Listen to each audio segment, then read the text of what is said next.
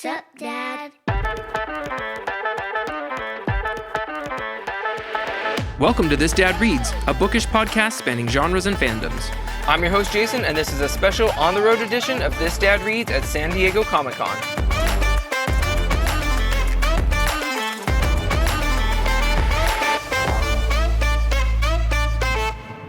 What is up, my fandom friends? I hope everyone is doing well out there.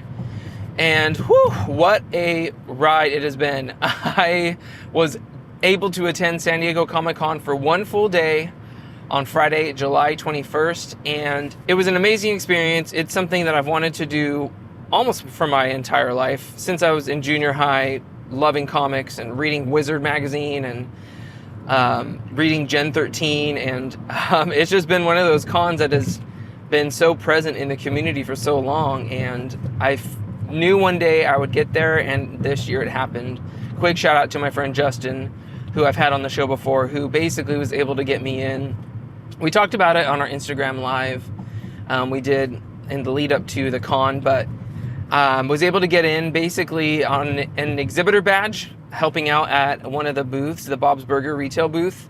So my payment for the con was just some of my time for the day. So from about 2 p.m. till the close of the con, that's what I was doing, hanging out. But I'll get to that. I kind of wanted to do a little breakdown of just my experience of the day, just from start to finish. And so let's jump in.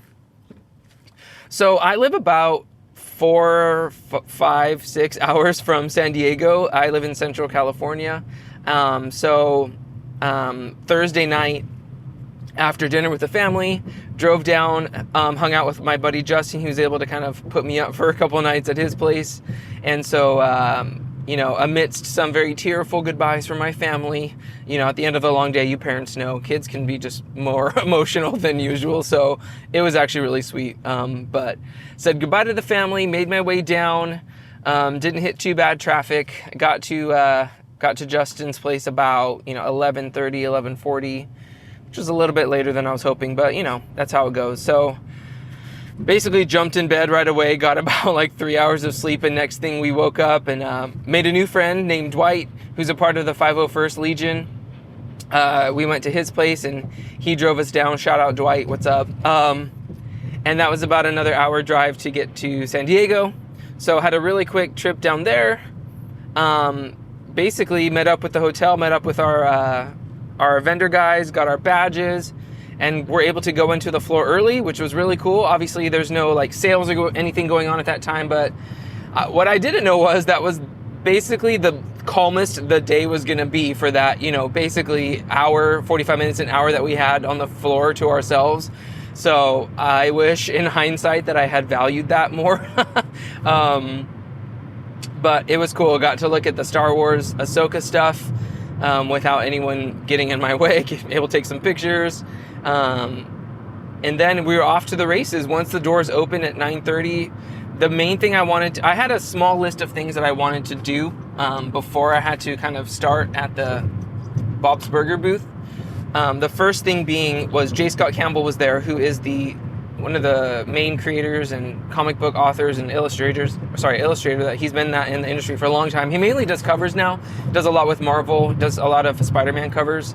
He had a huge booth this year. I mean, I know he's been at cons in the past, but his booth was one of the bigger ones. It was really cool. He announced a new Fairy Tale Fantasies that he's doing this year. That's kind of a line of creator-owned versions of fairy tale characters. He's done calendars in the past, and he's doing that again this year. So that was kind of how his booth was branded out. I grabbed his exclusive cover of Spider-Man 25 that was signed, and then I grabbed his whole set of pins for his Fairy Tale Fantasies line. I couldn't really resist. And then they gave out this exclusive preview clear card for Fairy Tale Fantasies, which is really cool. And they gave me a free hat. So they asked me what my favorite color was, and then they came back and brought me a J. Scott Campbell hat. So, just got to rep my fandom for J. Scott Campbell. So I grabbed those things, went and grabbed my wristband for the exclusive Star Wars book of Rise of the Red Blade. That was also high on my list to do. And then just kind of made my way around. Just wanted to check out to see what else was going on. There's so much to do on the exhibit hall floor, and that's basically where I stayed the whole day. Comic book retailers set up their spaces, sellers, Huge names like Lego and Marvel, they're all set up there. So some things I just had to kind of glance at and say, hey, that's cool, but you know, I'm on my path, I'm on my track, on track to get what I need to get, you know. So then I went and bought some early copies of Lightbringer. Got to spread the Red Rising love. Some of my friends back at home who I gotten into it promised to grab them some copies, so I grabbed that. And then I just kind of walked around. I wanted to touch base, and I got some This Dad Reads bookmark business cards made up, so I wanted to kind of network a little bit, just pass that around, you know, put names to faces with some people that I've been touching base with only on email. So I touched base with my Dark Horse rep, touched base with some of my publishing reps, and then got to kind of meet some new people and hand out business cards, and hopefully, you know, keep the networking going, keep the love going in terms of reviewing books and having authors on the show. So that was really cool. Tons of nice people. Like, the thing that I've really loved about cons, and I'm not a big con person, I've gone to a handful in my life, it's like everyone there is just so nice and is there because, well, obviously some people are there working, but you wouldn't be working those jobs if you didn't have some sort of passion for what you do. And just obviously once the floor opened, it was insane, literally like wall to wall people. And that was the part at the end of the day that wore on me a bit, was just the people. It took, you know, what would take like a 2-minute walk to get across the exhibit hall floor was easily a 10-minute walk, just because of the amount of people that were there. But again, everyone was in a great mood. The vibe was really cool. And, you know, come lunchtime, me and my friends were like, just get us some food. We need to go sit down, trying to find a spot to sit. You know, the sitting on the con floor, it's so funny. You walk out into the lobby and there's people just sitting on the floor everywhere. Sitting spaces at a premium. So I forgot I also bumped into the Star Wars Explained crew, Molly and Alex. That was really cool. I got to say hey to them, take a picture with them. I'm really bad at taking pictures, you know, as I'm experiencing things. So really, the only pictures I got were my friends and I when we first got in there, and then anytime I ran into an author or a friend, we would just take a quick picture. So I very quickly had multiple bags of stuff that were weighing me down. So, you know, by lunchtime, I basically had everything I wanted. One thing that was high up on my list, and I think me and Justin talked about this on our live as well, was Peach Momoko, who is our awesome comic book cover artist, was in attendance. And I knew the fervor and excitement for her was really high, but to get tickets to get her to sign, that line was one of the longest I saw all day. Todd McFarlane's line was also very long, but Peach Momoko's line was one of those where it was like, oh, is this where the line is? And it's like, no, it's split up into 5 different sections, here, here, here, and here. So I kind of resigned myself to the fact that I wasn't going to get to see Peach Momoko or get anything signed by her. So I kind of filed that away and thought, okay, I'll come back here later. Thankfully, we headed back that way to her booth. And once the line died down for her tickets, I was able to grab her con exclusive. It's the Mandalorian Season 2 Issue 1 from Marvel. She has an exclusive cover that was only for sale at the con. She had signed ones available, so I was able to grab that. So I'm glad I at least was able to get something of hers that was an exclusive to the con. I saw her from a distance. She was kind of at the back of the booth, signing away and doing her thing. So at least I got to grab something. And it came with a cool little trading card version of the cover as well.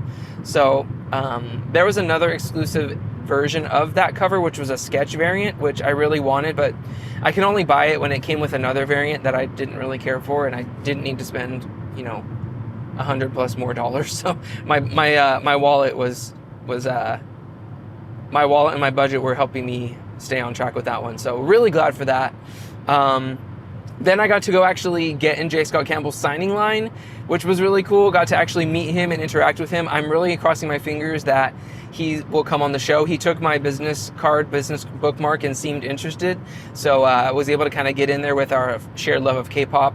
His wife and I have a shared love of K-pop. So I'm really hoping we can get him on the show. So send me your good vibes, everyone, that happens soon. So that was really cool. I had him sign one of my original Gen 13. I think the first book of his I ever bought when I was probably like 13 years old, 12 years old at my local local comic book shop. It was a Gen 13 cover with Roxy, just a solo Roxy cover with a white background. Now I have his epic pink signature to add to that to match Roxy's pink hair. So really, really cool. I was stoked about that. And met some really cool other J. Scott Campbell guys in line who are my age, who have been just back when he was doing Image Comics and Wildstorm stuff. I love just meeting new friends in lines and being able to, find people who have that same kind of fandom, fervor, and love that you do. So shout out to those guys. I don't know their names. I'm not going to be able to shout them out by name here, but they were really cool. By the time we got to lunch and I was able to grab some food, it was getting close to my time to interview Pierce Brown. And so made my way back to the Book World booth and got to kind of see the line for the Lightbringer signing and all the other Howlers who were excited to see him and buy Lightbringer early. And then was able to chat with Pierce Brown. So here is my interview with Pierce Brown, the author of Lightbringer, at San Diego Comic-Con. All right, check. Well, it's a pleasure to meet you. You're my solely and only guest on my On the Road podcast episode here at San Diego Comic-Con. I feel special. How has your experience been at the con so far? It's been wonderful. It's exciting to see the fans come out, especially now I finally have something to offer them and all their patience. You always have something to offer, my man. Stop it. So I have started doing Bookstagram, book reviews, podcasting, and I've been spreading the Red Rising love ever since I started. It's something that I jumped into. I actually played the board game first, which was weird. And then I jumped in. Yeah, like tabletop games are my thing. So cool. And I started connecting with the Hell Reaper guys. I've known them for a long time. So it's been like my mission in life to connect. I do a lot of Star Wars stuff, right? Mm-hmm. And so all these Star Wars people, I'm trying to get them to come to be part of the Red Rising fandom. Oh, cool. And slowly but surely, it's happening. So believe it or not, there's some commonality, right? Yeah. Exactly, right? So unlike Philip and Jeremy, who I'm still giving a hard time, I've actually finished Lightbringer. I got the arc, so I'm like, dude, yeah. What'd you think? I want this to be like spoiler free, but yeah. I don't know how that's even possible. It was amazing. I mean, I'm not like a ranking books person, but it's my new favorite book. Thank you. What was it about it that really captured you? I think just the juxtaposition from dark to light, especially in like obviously Dark Age to Lightbringer, right? And I just felt like the connections and the humanity between some characters that when things got mended, I was like in tears. So the trio of guys that reunite, and it was so good. And like, I guess I want to hear from the author's perspective. Was it as like fulfilling for you to write those scenes where there's some, kind of restoration of relationships, right? And honesty between, especially like guys, right? Like I feel like that's kind of rare. Like was that as cathartic for you to write as it was for me to read it? It was cathartic when I discovered it and wrote it. I would say it was difficult to discover it. Okay. I think that a lot of that came to fruition in the last draft and in the last, to be honest, couple of weeks of writing. Interesting. And when it really started finding full circle, the story came full circle and a lot of the relationships. There's a lot of payoff in these moments, right? And especially when you've been caring about these characters when they were younger. Yeah. And honestly, this book was my ode to the first books and to their feelings of childhood nostalgia. And what's fun, and I think a little bit different than many books of this ilk, is that the characters themselves understand the nostalgia and feel it as well. And so that parallel between your thoughts and feelings matching with theirs, I think created a very unusual book that really hits home. 100%, and I felt that, like... Thank you for saying so. Yeah, for sure. And I think that it is that mixture of like nostalgia, and you've been with these characters for so long, and you know what their journeys have been, and you know like from your personal experience what broken relationships feel like, and maybe those go unmended, or you sometimes know when there's like grace and people can restore those relationships, and it's really beautiful. Well said, when there's grace, yeah. Yeah, and I guess is there personal stuff from your life that you pulled from for that, or is it purely just like spilling it out on the page? Purely spilling out the page. Wow. Yeah. Okay. Yeah. Is there someone you need to restore a relationship? I'm just kidding. It's funny. I don't really create like that. Sure. I'm sure it informs it in some nebulous 100%, way. 100%, yeah. But I think I just really care about the characters a lot. That's a lot, man. Like that you can really, like obviously they are yours. They live in you. Yeah. But it feels so like true. Like it feels so true. Thank you. And man. I feel like that's really what I came away with was that. And I'm using the word catharsis, but it's that payoff, right? Because there's been so much dark, and you have done such a great job to get us to expect the worst. Yeah. And so I feel like that emotional weight is so much more because it's like finally good is finally happening. Thank you. And my thought was is in Dark Age push it to the extreme. Oh my gosh, yes. And all the promises of Lorne and Nero and everyone who said you're going to create a Dark Age, well, we have to feel it. Yeah. You have to feel that hopelessness, you know. And it's very seldom in books where the bad guys keep winning time after time after time after time. But I think that gauntlet was necessary to face the questions that Darrow faces at the beginning of Lightbringer, and that restoration of the hero, you know, makes me emotional just thinking about it. 100%. And it's like, you know, afterwards you're just like, God, I love this guy. Yeah. You know? And it's earned, right? It's not just because he's your main character. Oh man, if I hear an early Gary Sue thing, I'll roll my eyes. Like, you know, get out of here. Yeah.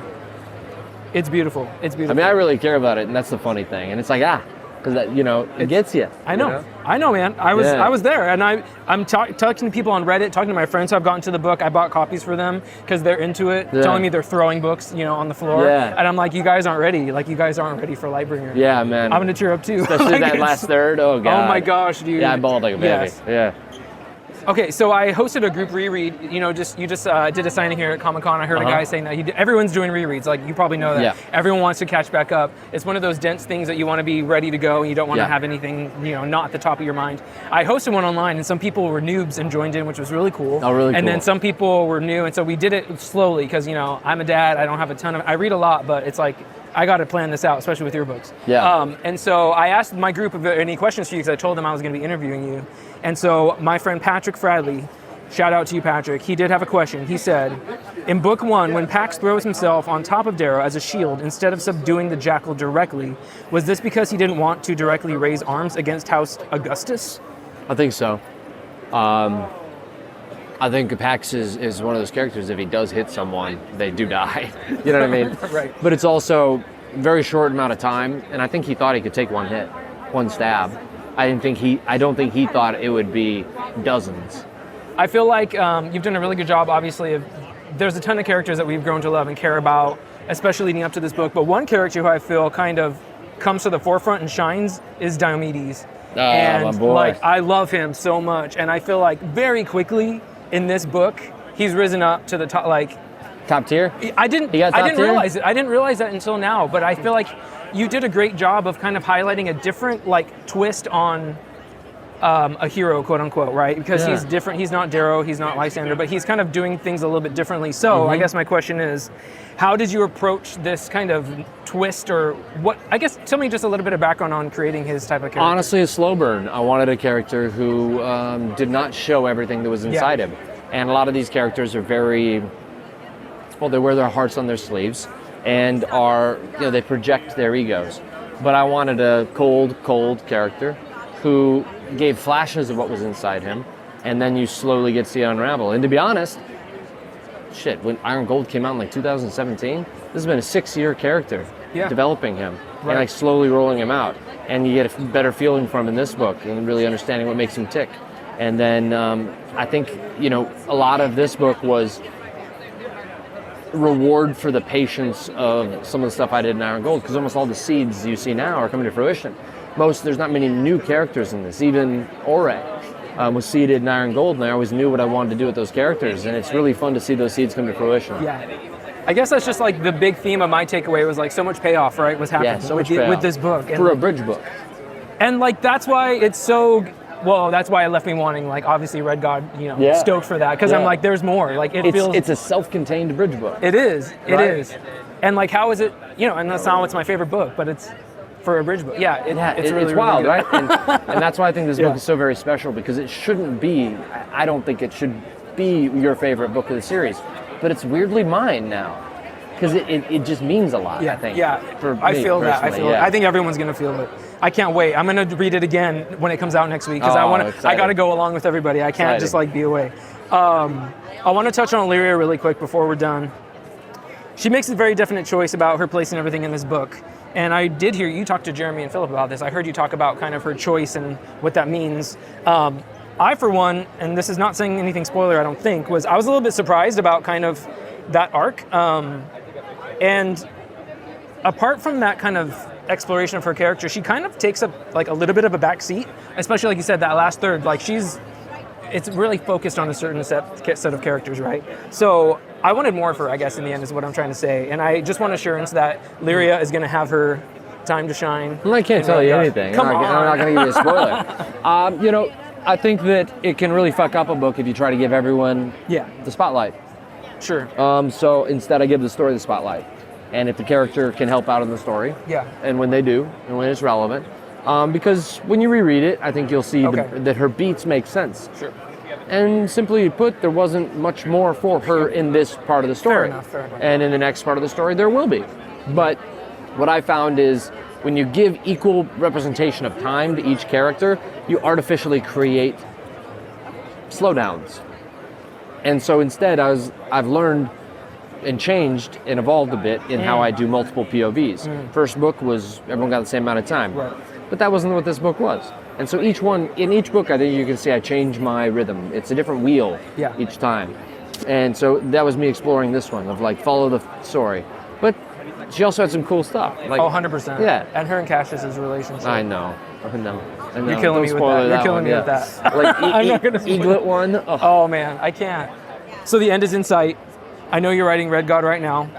How does it make you feel? You've been emotional talking about the penultimate book. Like, how does it make you feel knowing that there's a day in the future where like this part of the story will be over? I function best in ignorance, man.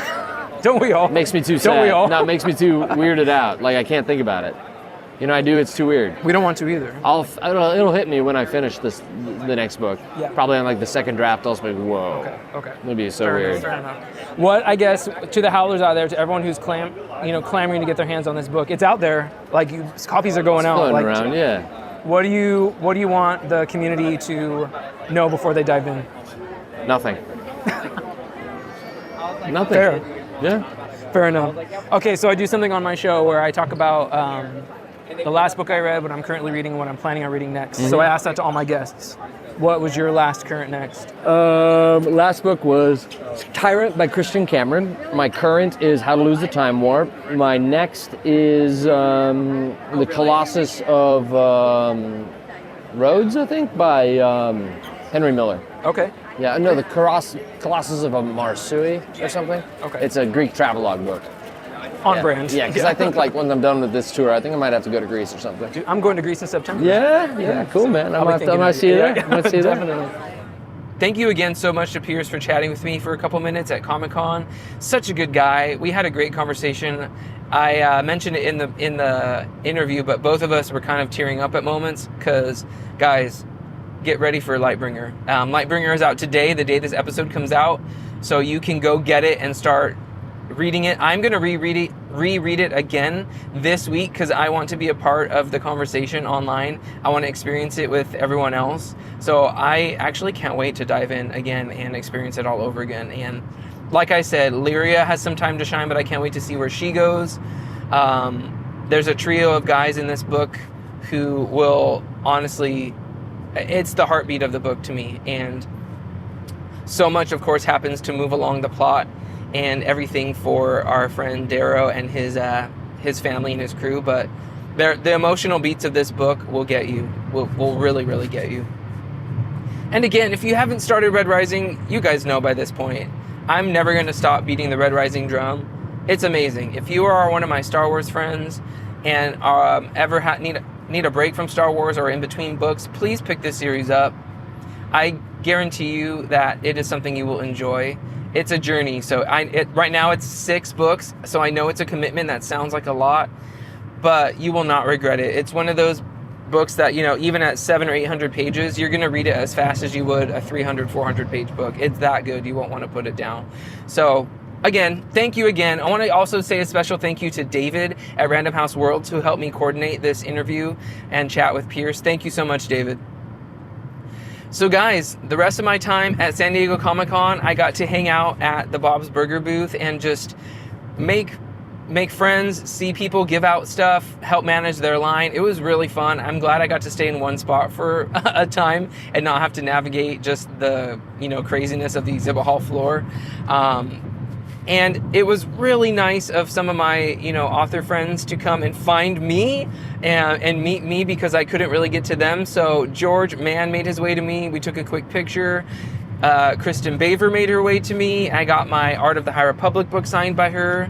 I ran into Justina Ireland, who was walking around, so she signed my arc of Path of Deceit. So thankful for just the kindness of these folks to, go out of their way to come find me and to just say hey and take a picture.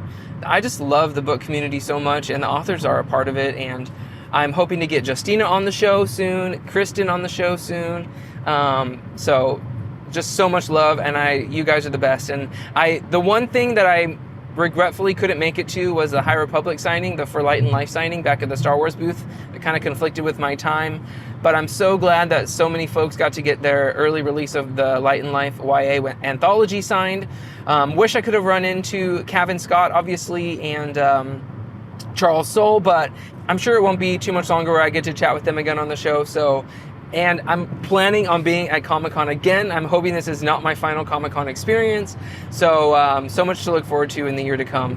I was also not able to attend the Lucasfilm Publishing panel, but they did announce they revealed a lot of the covers for Phase 3, which look amazing. Oh my gosh, the Corey Brickley cover for Tessa and Justina's next YA novel.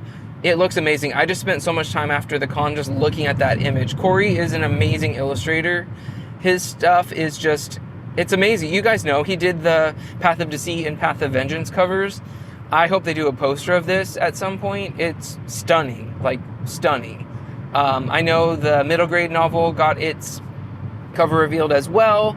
And then some of the Marvel covers got its covers revealed. Phil Noto, obviously always killing it. Phil Noto is crazy. Like, I don't know if he ever attends cons. Guys, hit me up if he ever does.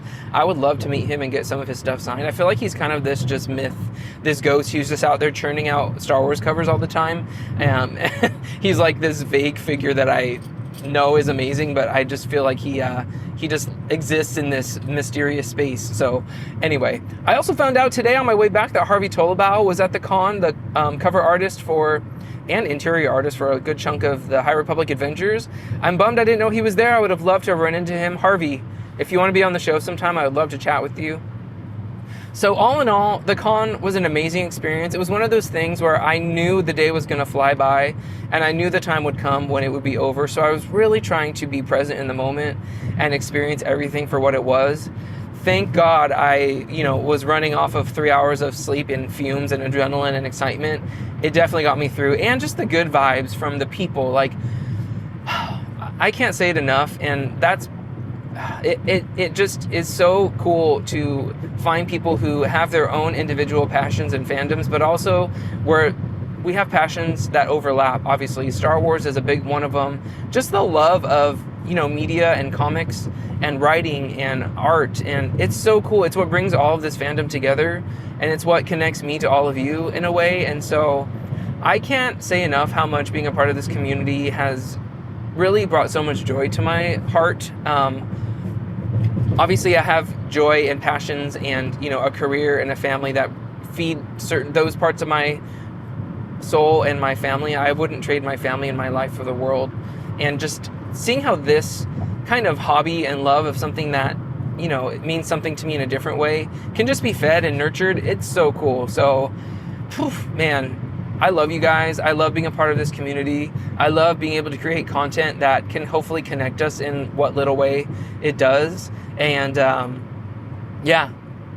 guess that's how I want to sign off this episode, was just to say thank you for all the friends that I've made, and I'm excited for the experiences that are still to come, the books that are to come. High Republic Phase 3, I'm going to be diving into that YA anthology next. I guess I can end this episode with doing a quick last current next, so let's jump into it. So the last book I read was my group reread of Lost Stars by Claudia Gray. It was an awesome time. It was one of those books where I couldn't put it down. It's one of the standouts for me in the new canon, and if you have yet to start a Star Wars book, Lost Stars will now and forevermore remain the book that I say where you should start. I loved hosting a group read, and for the people who jumped in, I saw that some of you couldn't read it. You read it way faster than I did, so kudos to you. I hope this is the start to your Star Wars reading journey. The next book I read, I already said it, it's going to be Lightbringer again. It comes out today. It's out in the world, so I'm going to jump into that and experience it with everyone. And the next book I'm reading is For Light and Life, the YA High Republic anthology. by a number of High Republic authors, almost all the High Republic authors. It's the latest book from Disney Lucasfilm Press. It's a anthology series, tells stories all over the High Republic. I'm so excited to jump into this because we're going to get lots of different voices and stories across the High Republic timeline. So yeah, that is coming out digitally on August 2nd. Physically, I believe in September at some point. So that is what I'll be jumping into next. And I will be reviewing that when it comes out in a couple weeks.